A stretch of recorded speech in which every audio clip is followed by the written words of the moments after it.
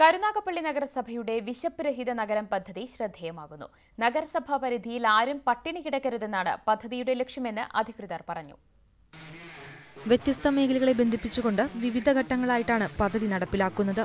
പദ്ധതിയുടെ മൂന്നാം ഘട്ടമായി വയോജനങ്ങൾക്ക് ഉച്ചഭക്ഷണം നൽകുന്ന പദ്ധതിക്കും തുടക്കമായി.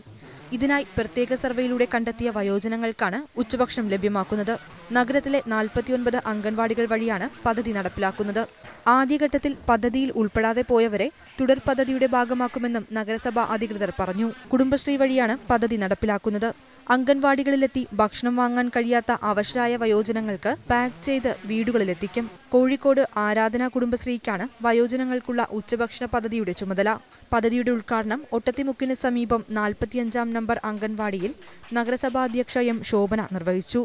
നേരത്തെ പദ്ധതിയുടെ ഭാഗമായി പ്രൈമറി സ്കൂൾ വിദ്യാർത്ഥികൾക്ക് സൗജന്യ പ്രഭാത ഭക്ഷണ പദ്ധതി നടപ്പിലാക്കിയിരുന്നു. തുടർന്ന് താലൂക്ക് ആശുപത്രിയിലെ രോഗികൾക്കും കൂട്ടിരിപ്പുകാർക്കും സൗജന്യ ഉച്ചഭക്ഷണ വിതരണവും നടപ്പാക്കിയിരുന്നു. ന്യൂസ് 18 കൊല്ലം.